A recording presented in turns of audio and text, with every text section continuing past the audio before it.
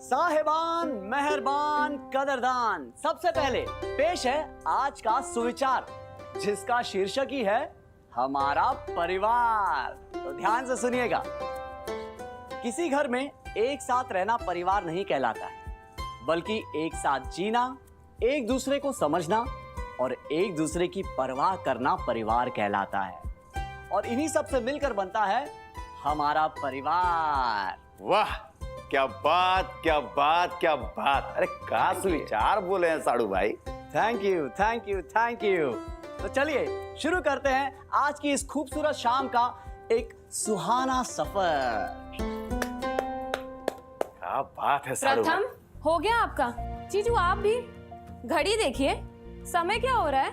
आप लोग का हो गया होगा तो आना फान कर लेते हैं। आ जाइए। देख लीजिएगा साड़ू भाई, हॉलीवुड बहुत नजदीक है। मैंडी कहाँ रह गए? अब है मैंडी आ गए। अरे नेता किधर रह गया भाई?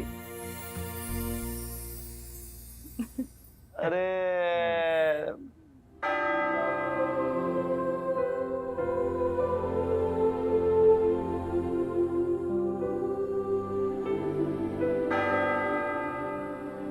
भवतु सब मंगलम। साधु साधु साधु। तो आज का दिन सबका कैसा रहा, बात कर लेते हैं। तो सबसे पहले कौन बताएगा? जीजू आज सबसे पहले टाइगर बताएगा। वो क्या है ना कि टाइगर अपनी मासी से नाराज हो गया है। अरे का है शिवानी? अरे टाइगर नाराज का है? पापा, आपको लगता है हम अपनी सबसे प्यारी मौसी शिवानी मौसी से नाराज हो सकते हैं? अरे महाराज, नाराज नहीं है तो मुस्कुराइए ना। ऐसे का है चोंगा जैसा मुंह लटका के बैठे हैं। देखिए प्रथम मौसा कितना मुस्कुरा रहे हैं, मुस्कुराइए ऐसे। हम खुश है पापा, हमें पहले भी पता है क्योंकि शिवानी मौसी ने हमें एक चैलेंज दिया है। कैसा चैलेंज भाई? आज दोपहर को जब हम अपने रूम में बैठकर कॉमिक बुक पढ़ रहे थे तभी शिवानी मौसी आई और उसके बाद ये हुआ। कितनी बार तुम्हें आवाज लगाया, बिल्कुल नहीं सुनते हो तुम।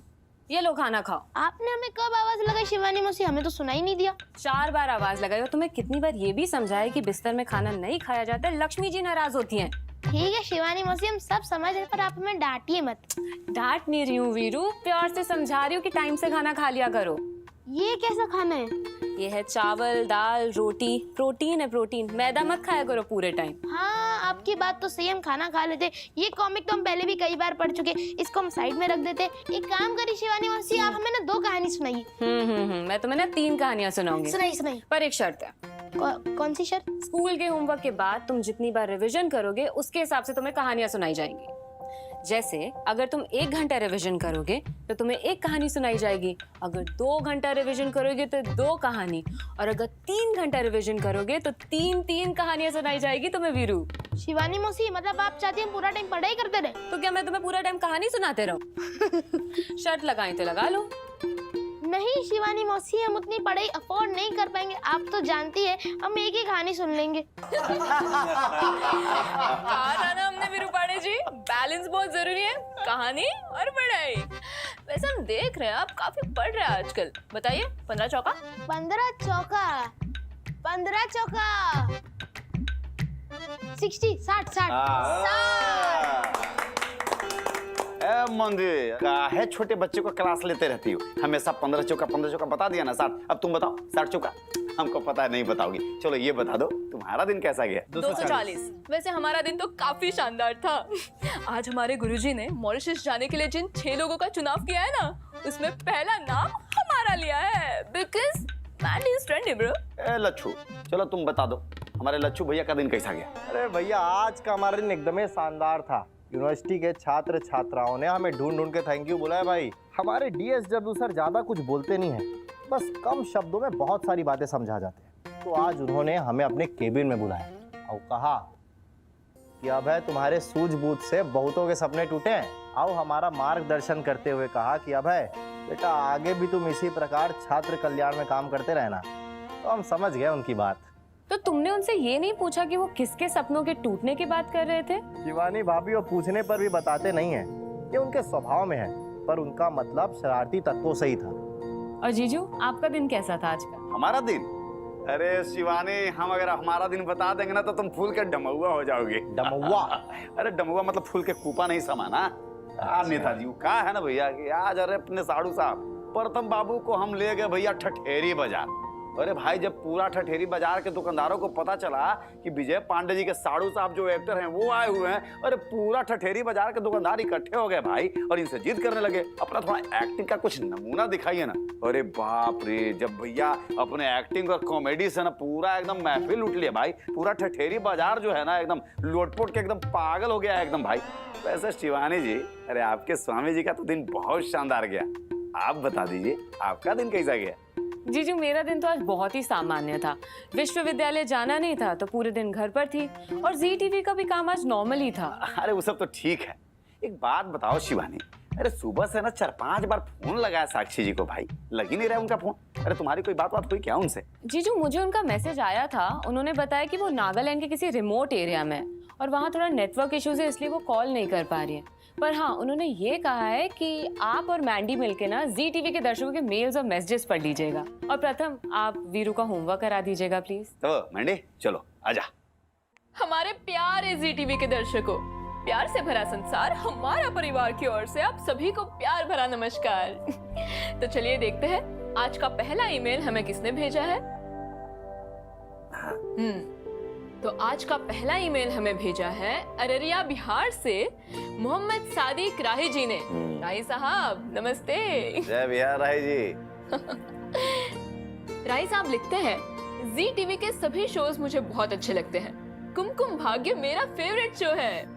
राही जी, आपको जी टीवी के सभी शोज बहुत पसंद आ रहे हैं और कुमकुम भाग्य आपका फेवरेट शो है, इसके लिए बहुत बहुत धन्यवाद। अगला मैसेज हमें भेजा है मुंबई महाराष्ट्र से श्रीमती प्रिया और श्री सतीश मिश्रा जी ने। आप दोनों ने लिखा है, जी टीवी के शो भाग्य लक्ष्मी में लक्ष्मी बहुत ओवर एक्टिंग कर रही है, इतना रोने की जरूरत नहीं है, लक्ष्मी को अपनी एक्टिंग पर ध्यान देना चाहिए और ओवर एक्टिंग कम करनी चाहिए। हम आपका ये मैसेज जी टीवी के क्रिएटिव टीम के साथ साथ भाग्य लक्ष्मी के क्रिएटिव टीम को फॉरवर्ड कर रहे हैं और हमें पूरा विश्वास है कि क्रिएटिव टीम इस पर शीघ्र ही कोई निर्णय लेगी। अगला मैसेज हमें भेजा है करौली राजस्थान से श्रीमती दीप्ति राणा ने।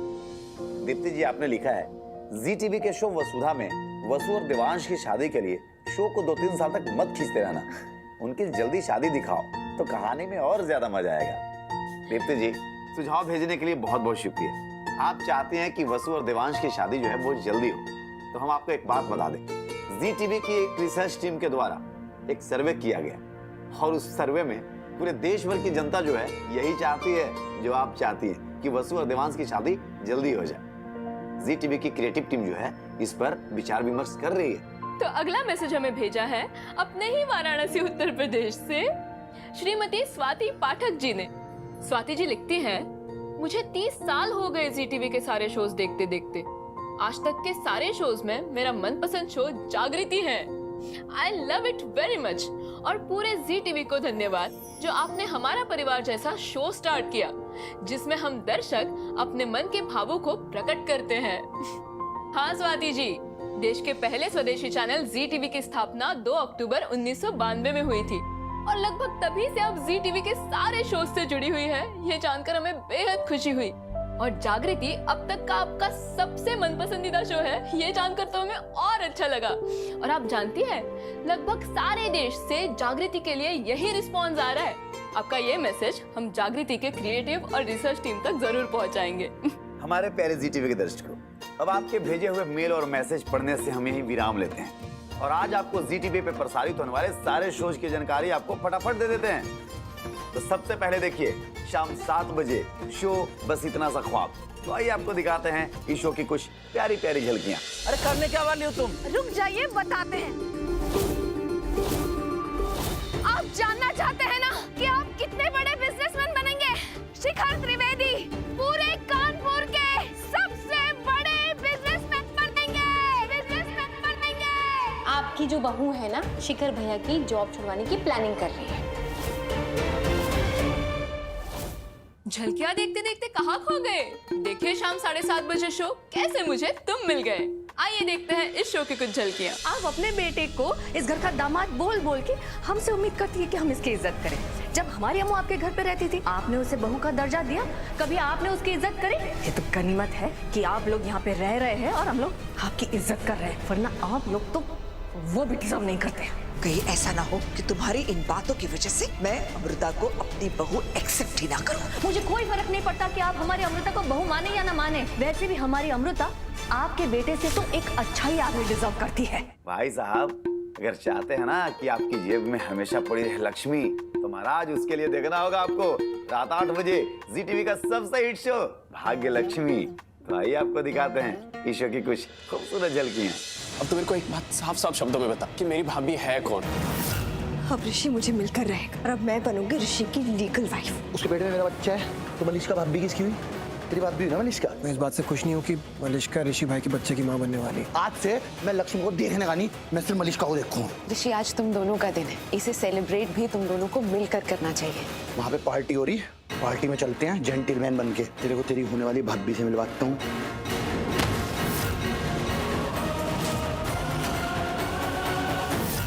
रात 8:30 बजे प्रसारित होगा शो जागृति एक नई सुबह। आइए देखते हैं इस शो में क्या होने वाला है। मुझे हिम्मत दीजिए राम जी कि मैं इस लड़ाई को अकेले जीत सकूं। ये रक्षा सोते है, ये आपकी हिम्मत कभी भी कम नहीं होने देगा। आपने तो कहा था ना कि अपराधी का तमगा हटाने का रास्ता भले ही मुश्किल होता है, बाकी अंत में जीत हमारी ही होगी। वैसे देखिएगा, इस बार अंत में जीत आपका ही होगा। कालिकांत ठाकुर, क्या हंगामा कर रहे हैं? हंगामा तो अब होगा कालिकांत ठाकुर। मैं उस गुंडे नागेश को यहाँ से घसीट के बाहर निकालने आई हूँ, जिसे आपने अपनी हवेली में छुपा कर रखा। रात 9 बजे देखिए जी टीवी का सबसे खूबसूरत शो कुमकुम भाग्य। तो आइए आपको दिखाते हैं इस शो की कुछ खूबसूरत झलकियां। अभी हाँ, वो पंडित जी ने बोला था कि दुल्हन को घूंघट में लेकर आना है।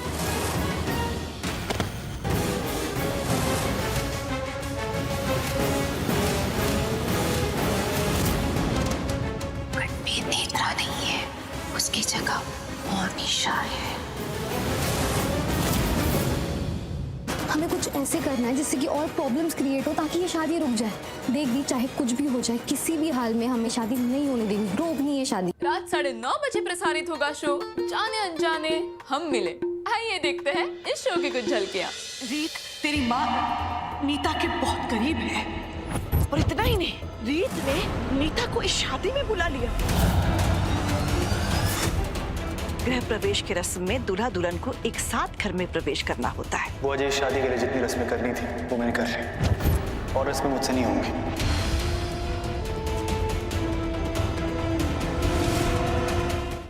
रात 10 बजे देखिए हमारी प्यारी वसु को शुभ वसुधा में। तो आइए आपको दिखाते हैं वसुधा की कुछ खूबसूरत सी झलकियां।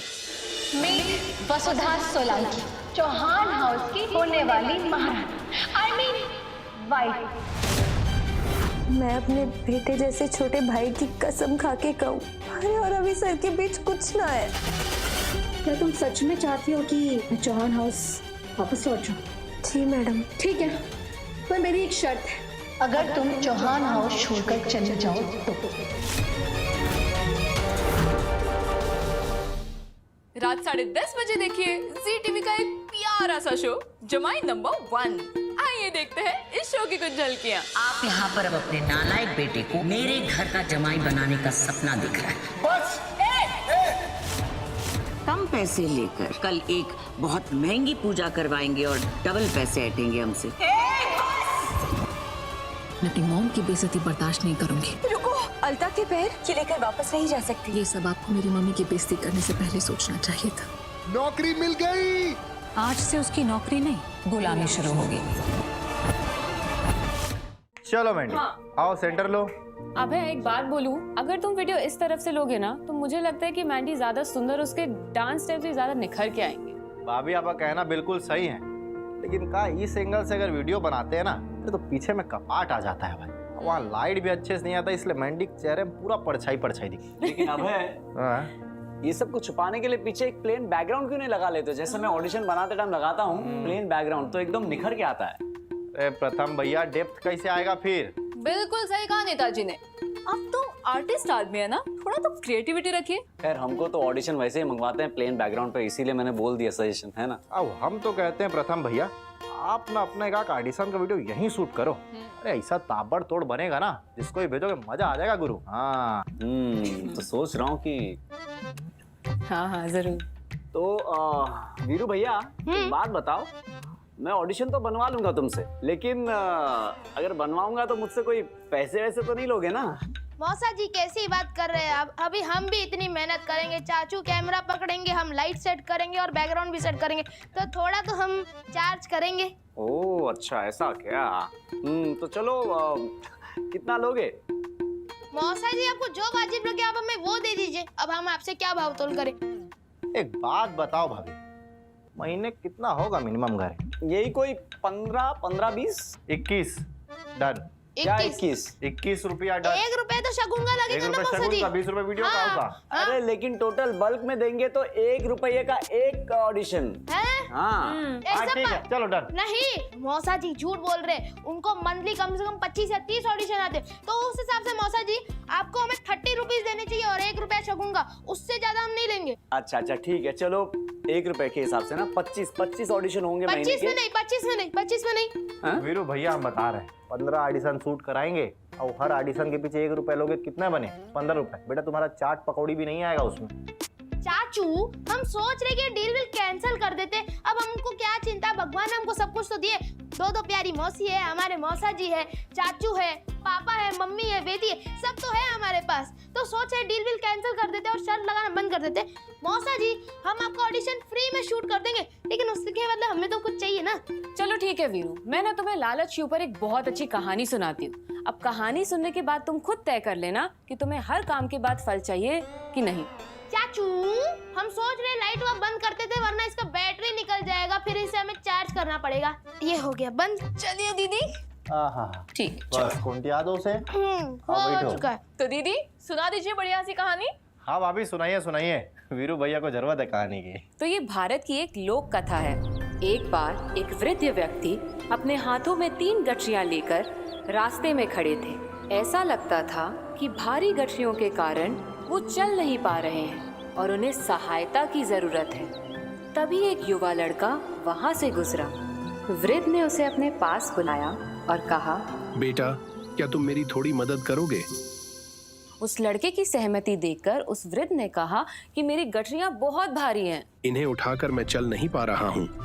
अगर तुम मेरी एक गठरी शहर तक पहुँचा दो, मैं तुम्हें सोने के 2 सिक्के दूंगा। उस वृद्ध की बात सुनते ही उस लड़के ने एक गठरी उठा ली। वो लड़का गरीब था और उसे काम की जरूरत थी। सोने के 2 सिक्के मिलने की बात से वो बहुत खुश था। जो गठरी लड़के ने उठाई वो बहुत ज्यादा भारी थी। चलते हुए लड़के ने वृद्ध से पूछा, बाबा इसमें क्या है? बेटा इसमें सिक्के भरे हैं। वह लड़का गरीब था। उसे आश्चर्य हुआ कि किसी के पास इतने सारे सिक्के भी हो सकते हैं। फिर उसने अपने मन में सोचा, पर मुझे क्या करना है? मैं कोई बेईमान तो नहीं हूँ। बाबा ने मुझे जो कहा है मैं वही करूँगा। दोनों आगे बढ़ते रहे। कुछ आगे चलते नदी आ गई और उन दोनों को नदी पार करनी थी। लड़का तो नदी में उतर गया, पर 2 गठरी उठाए वे वृद्ध किनारे पर ही खड़े रहे। वृद्ध ने कहा, बेटा मैं 2 गठरियां लेकर नदी में नहीं उतर सकता। क्या तुम मेरी एक और गठरी उठा सकते हो? इसके बदले मैं तुम्हें सोने के 2 और सिक्के दूंगा। लड़का बहुत खुश हुआ। उसे काम और पैसों की बहुत जरूरत थी। तभी वृद्ध ने कहा, तुम मेरी गठरियां लेकर भाग तो नहीं जाओगे, क्योंकि अब जो गठरी तुम उठाने जा रहे हो उसमें चांदी के सिक्के भरे हैं। वृद्ध की बात सुनकर लड़के को बहुत बुरा लगा। उसने कहा, बाबा क्या मैं आपको चोर दिखता हूँ? मैं ईमानदार इंसान हूँ। मुझे धन का जरा भी लालच नहीं, बस मेहनत की कमाई ही करना चाहता हूँ। वृद्ध ने अपनी बात पर खेद प्रकट किया। अब लड़का 2 गठरी लेकर चलने लगा। नदी पार करने के बाद एक पहाड़ी आ गई। तो उस वृद्ध ने लड़के से कहा, मैं बहुत थक गया हूँ, चल भी नहीं पा रहा हूँ। पहाड़ी देखकर ही मेरी सांस फूल रही है। बेटा तुम मेरी तीसरी गठरी उठा लो। मैं तुम्हें सोने के 2 और सिक्के दूंगा, पर मेरी गठरियां लेकर भागना नहीं, क्योंकि तीसरी गठरी में सोने के सिक्के भरे हैं। अगर तुम मुझे शहर तक पहुंचा दोगे तो 6 सोने सिक्के तुम्हें मिलेंगे। उस लड़के ने कहा, बाबा आप बार बार एक ही बात क्यों कर रहे हो? मैं लालची नहीं हूँ। आप जहाँ कहेंगे वहाँ मैं आपकी गठरियां पहुँचा दूंगा। मुझे मेरी मेहनत की कमाई ही पसंद है। वृद्ध ने तीसरी गठरी भी उस लड़के को दे दी। अब वो लड़का तेजी से पहाड़ी चढ़ने लगा। वे वृद्ध व्यक्ति काफी पीछे रह गए। लड़के ने सोचा कि अगर मैं ये तीनों गठरियां लेकर भाग जाऊंगा तो मेरी गरीबी खत्म हो जाएगी, बूढ़ा तो मुझे पकड़ भी नहीं पाएगा। ये सोचकर वह तीनों गठरियां लेकर भाग गया। उस वृद्ध की 3 गठरियां पाकर लड़का बहुत खुश था। अपने घर पहुंचकर उसने गठरियां खोली तो उसमें सोने चांदी की जगह मिट्टी के सिक्के थे। ये देखकर वे बहुत हैरान था।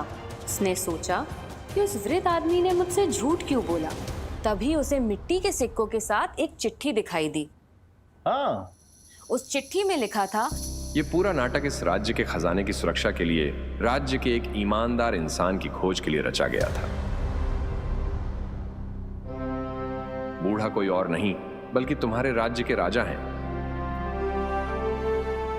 अगर तुम ईमानदार रहते तो तुम्हें मंत्री पद मिलता और राजा से मान सम्मान भी मिलता, परंतु तुमने लालच किया और चोरी भी की, इसलिए तुम्हें राज्य के सैनिक जल्दी ही बंदी बना लेंगे। उसी समय राज्य के सैनिक उसके घर आ गए और उन्होंने उस लड़के को बंदी बना लिया। उस लड़के को अपनी लालच और गलती पर पछतावा होने लगा। उसने छोटे से लालच में बहुत बड़ा अवसर खो दिया था। बहुत अच्छी कहानी सुनाई आपने मौसी। इससे हमें 2 चीजें समझ में आई। पहली कि हमें शर्त नहीं करनी चाहिए क्योंकि वो हमें शोभा नहीं देता और अभी हम शर्त के लिए बहुत छोटे हैं। अच्छा, और दूसरा कि हमें कभी लालच नहीं करनी चाहिए क्योंकि लालच बुरी बला है। बिल्कुल सही वीरू, लालच सचमुच बहुत बुरी बला है। लालच से कभी कभी हाथ आया बहुत अच्छा अवसर भी हाथ से छूट जाता है। देखो वीरू, अगर तुम्हारी सोच और नीयत अच्छी हो ना तो पैसा कमाने की लालसा रखना बुरी बात नहीं है। और अभी वैसे भी तुम्हारे पास बहुत वक्त है, अभी तुम छोटे हो, जब बड़े बन जाओगे ना तब पैसे की लालसा रखना। समझ गए मौसा जी।